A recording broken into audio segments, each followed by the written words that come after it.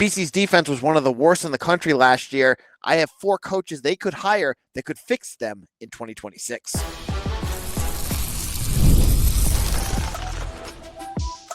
You are Locked On Boston College, your daily podcast on the Boston College Eagles.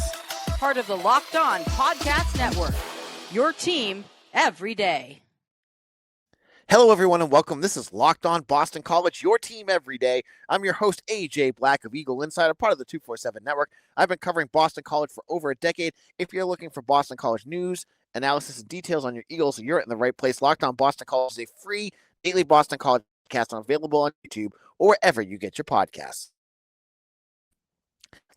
On today's show, we're going to talk about the basketball team. They win against New Haven, but it was ugly. It felt like a loss. I'll explain what I mean by that.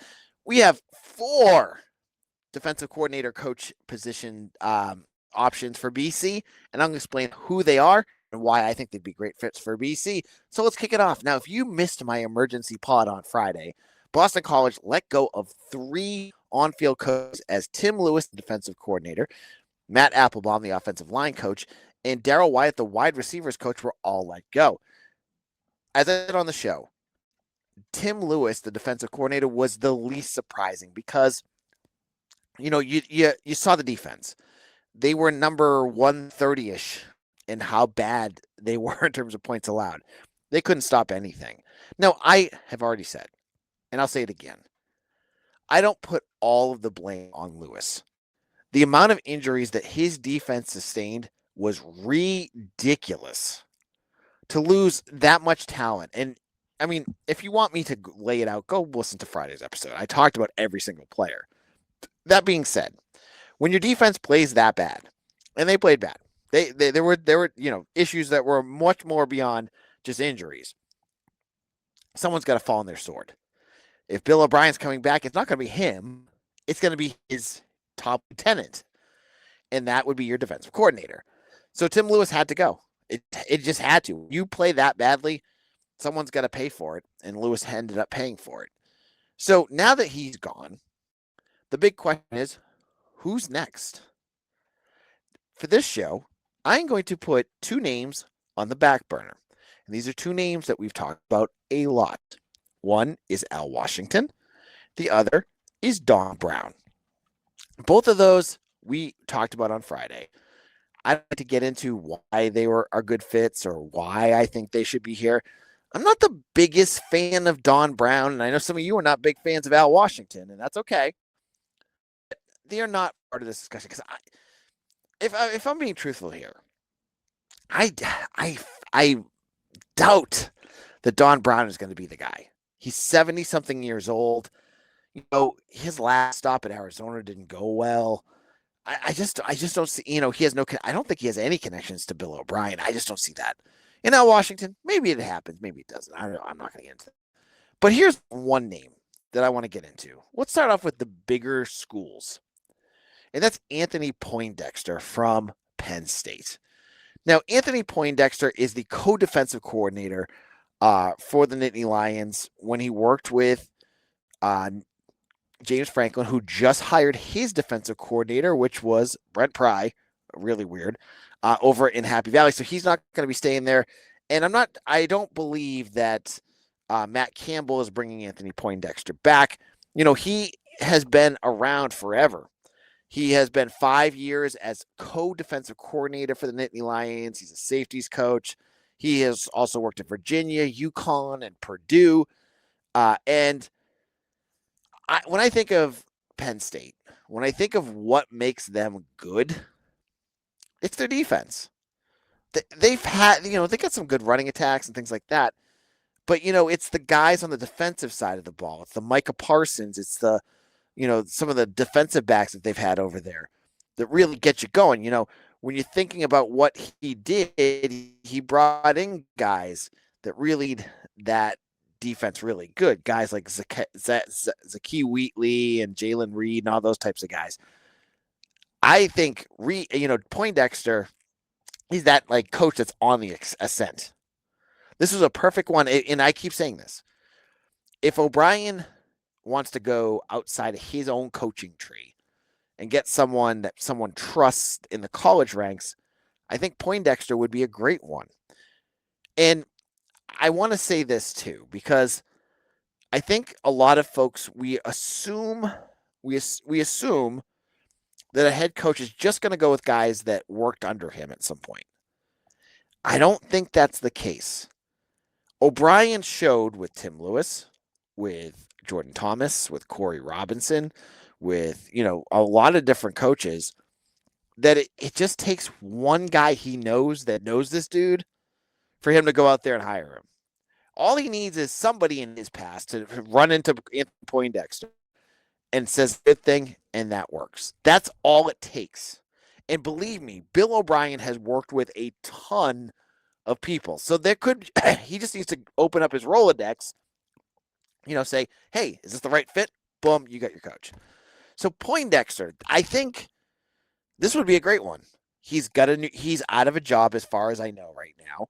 He is on the ascent he's coached at the highest level in college. Good one. And I'm sure he could probably recruit too. So this is a good one, I think, for BC. So we're going to put that one in our bucket. Now, I just said that coaches that BC does not know and O'Brien doesn't know. I'm going to give you one that he does know. And it could be and I'm not sure he himself knows him, but I know he's definitely known people who have run into him, and that's Vinnie Sunseri, who is the co-defensive coordinator and safeties coach at Florida. Now, Florida is also in the midst of a coaching change, so Sunseri is also looking for a job. He coached with the Patriots. He was with the Patriots. He played with them in 2016 and coached for the Patriots 2020 to 2023. He also coached at Alabama, so Nick Saban connection, Bill Belichick connection. There's all these connections here, and I don't put Florida's issues on defense as a major issue. I think Florida had a pretty good defense a lot of the times. I think things have kind of gone south a little bit here, but I still think that overall, they're 63rd this year in the SEC, but this is a guy he knows. This is a guy that he probably would go with if he does. And just like Poindexter, he's a co-defensive coordinator at a high-level program. Could he take that next jump? That's, I think a lot of folks out there are looking for somebody who has experience. You could do that, and I got some guys coming up in a minute. I got one guy coming up in a minute that definitely has some experience. But maybe you go for the guys at the high level that are co-defensive coordinators. That means, they've had experience calling games, putting together game plans, running their defense, all that good stuff. They're just looking for that next bump. BC could be that next bump.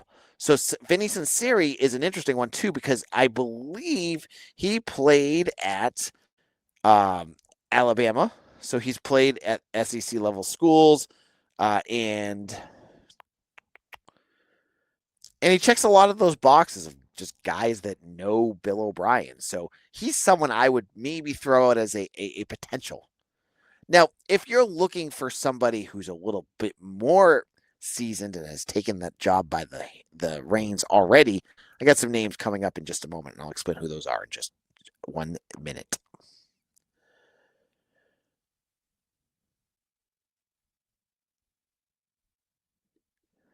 World Cup is coming to North America for the first time since 1994, and with 48 teams for the first time ever, it's going to be massive. But let's be honest, getting tickets is usually the hardest part. That's why the Game Time app is clutch, finally giving fans a real advantage when it comes to snagging seats. And with Game Time, you can track price drops in real time, get alerts with great seat options, and buy tickets the moment they hit the app. It puts the power back in your hands and making going to the World Cup realistic instead of impossible. You pull up the app and the layout makes it so simple to scroll through matchups and compare seat views.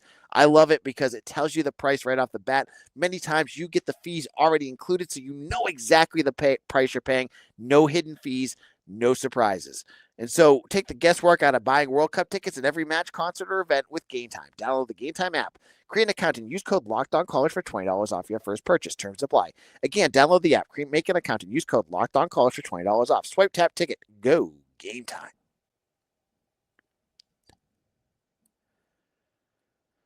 Locked On Boston College, AJ Black of Eagle Insider. Thank you all who have made Locked On Boston College your first listen every single day. And I want to tell you guys about something new, a new feature. I want to thank you for making Locked On Boston College your first listen every day. And thank you for making Locked On the #1 sports podcast network. If you're a true diehard Locked On Boston College fan, the Everyday or All Access tier is built for you. You'll get one-on-one text access with me, AJ, all access episodes, which are additional shows, an additional newsletter, and a 15% discount to the Locked On merch store. Head to lockedonbostoncollege.supercast.com. Again, that's lockedonbostoncollege.supercast.com to join the Everydayer program and unlock all access. You can also find the link in the show notes. This is Locked On BC, AJ Black here of Locked On BC, and I really am appreciative of all of you who have made Locked On Boston College part of your daily routine. You know, being a fan of Boston College isn't easy, but hopefully you find my show entertaining. You find my takes interesting. Maybe you don't agree with me. Hey, I can take it, but maybe you find it interesting and kind of gives you a little bit more of that Boston College news and details that you're looking for. So I've been telling you, we're talking about those defensive coordinator candidates. And as I said, this is not to talk about Al Washington and Don Brown. I know a lot of folks want to talk about them. But there's some names out there, too, from smaller programs that I think are worth talking about. I'm going to talk about one school that beat BC this year that's a smaller school, and I think their defensive coordinator would be a real good fit at BC, and that's Matt Brock. He's the assistant coach and defensive coordinator for the UConn Huskies. He was part of Jim Moore's squad, and while Jim Moore is over at Colorado State now, Matt Brock, as far as I've seen and I've looked it up, has not been hired yet to go over to the Rams. And even if he is, you're a Power 4 program. You just had this whole email about how you're willing to spend. If you think this is a guy that could fit for you, go get him. Now, Matt Brock has worked with UConn for many years. He was one of the best in terms of third down defense in 2024, ranking 4th. The Huskies allowed opponents to 23 points per game, allowing 132 yards per rush and 347 yards of offense, all in the top 50 among NCAA schools. So he also has had experience as well working with Michigan State and Washington State. He was a special teams coordinator at Washington State. You know, I don't think you should be, poo-pooing someone from UConn. And I'm guessing many of you don't, because you saw that this is a program that was well put together by Jim Moore Jr., and they beat BC, and they've owned BC for the last couple times they've played. BC's won one, but they barely did that. So I like the way that UConn plays that defense. You wanted something, if you remember what Mitch Wolf said about their defense, it's very different than what BC does. And that's the one caveat I would say here is they run a 3-3-5. And what Mitch said, and we saw it when they played BC, is they work on confusion. They just move guys constantly pre-snap, and it's all over the place. And for the most part, it works. It confuses the offenses who just can't figure out what they're doing.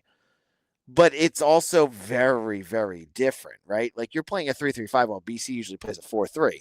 So they're going to have to change up how they do things if that was the case of who they would go with.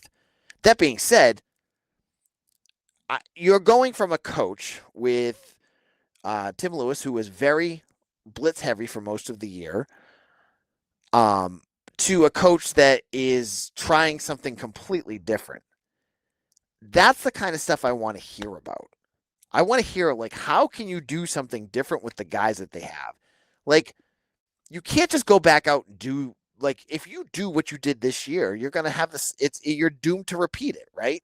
You got to try something. So that confusion that he brings, the ability to kind of keep that offense on their back heels, that's something that interests me, because I think that could be a system that could help BC find pressure that they did not get a lot of this year and cause more turnovers and be more opportunistic, which I think BC really needs.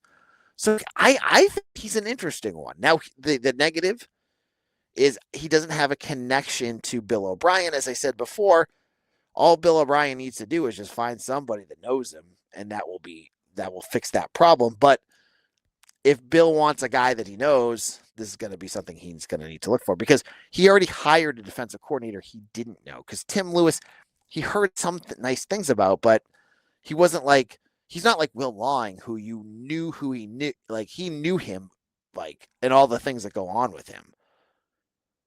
And finally, let's go to a team that just made the college football playoffs, James Madison. Now, Bob Chesney is heading to UCLA. He hasn't named his staff yet. Who knows where he's going to go with guys that he brings? But one name that I thought of, and I want to credit to Mitch Wolf this one, is Colin Hitchler, who is their defensive coordinator. Now, you want a guy that knows what he's doing. James Madison had the 10th ranked scoring defense, only allowing 15.8 points per game last year. And as a guy that has shown that he can do that. He's also worked at Alabama. Not the years that O'Brien was there or Saban, so he doesn't have that connection that was last year with Cal DeBoer. But if you want a young up-and-coming coach, he's 38 years old. You know, this might be a guy that you might like. You may be able to bring him in. That would be an interesting connection for BC too.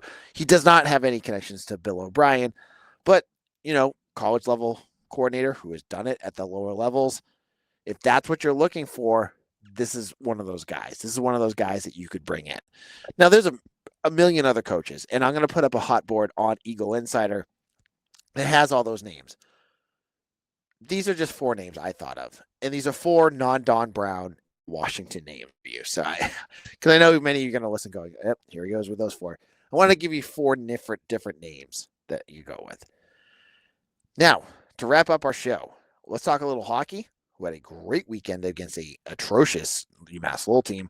And let's get into a little basketball, who won, but it really felt like a loss. We'll talk what that means in just a moment.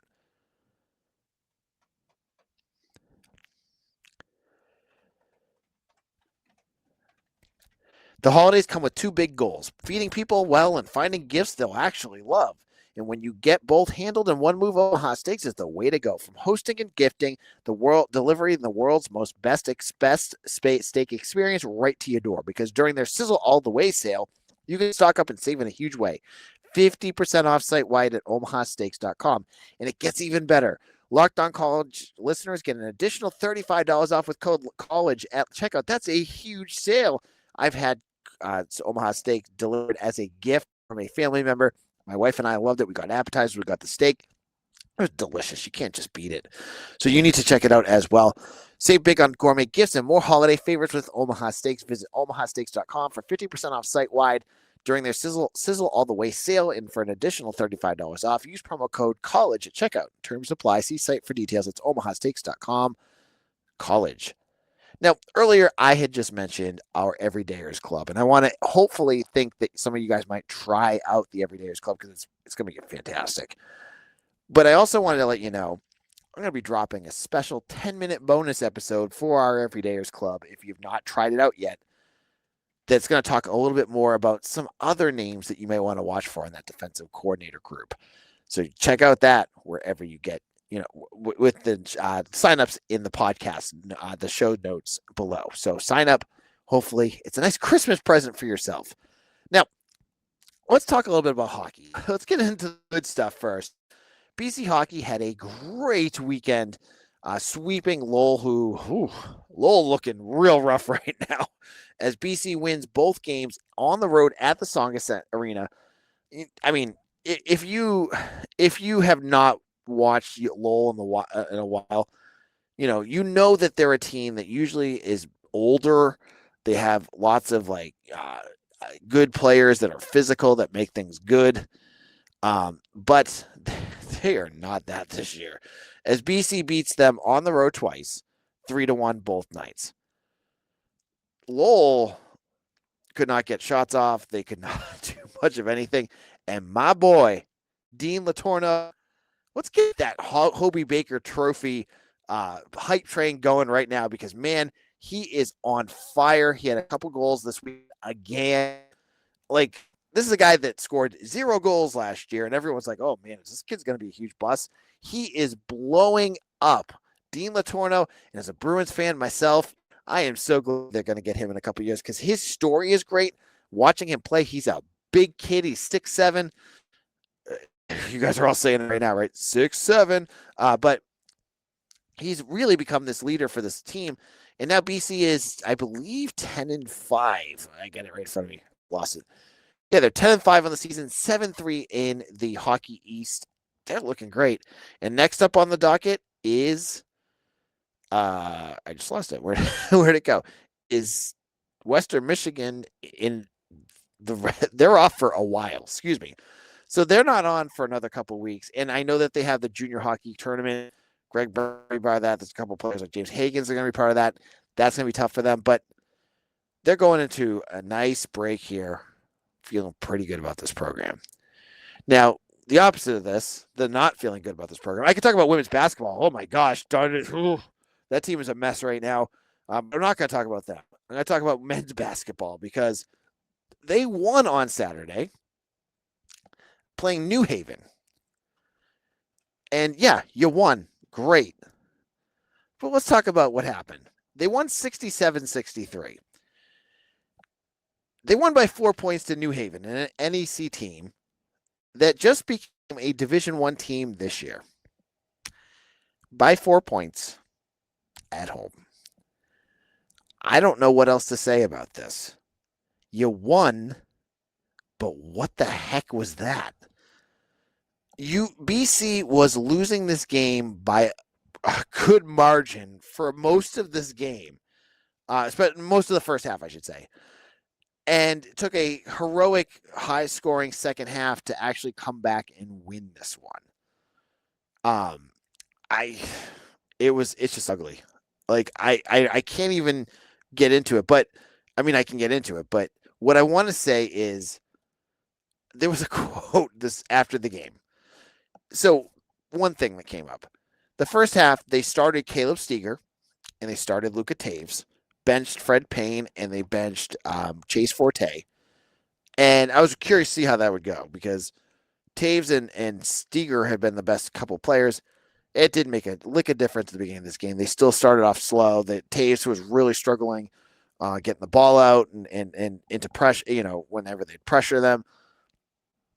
Hand, the first half was still a mess. I think he had 0 points going in the second half. But then the second half, they turned it on.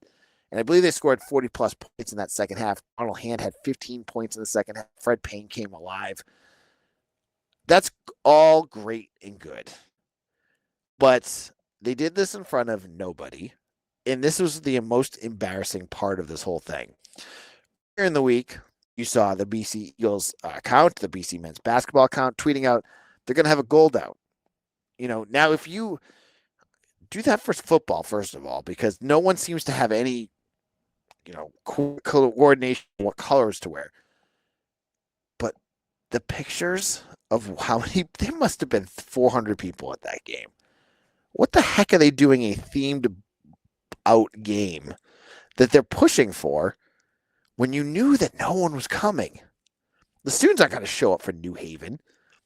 You had Earl Grant on your social media channels begging you to come to this game, and no one came.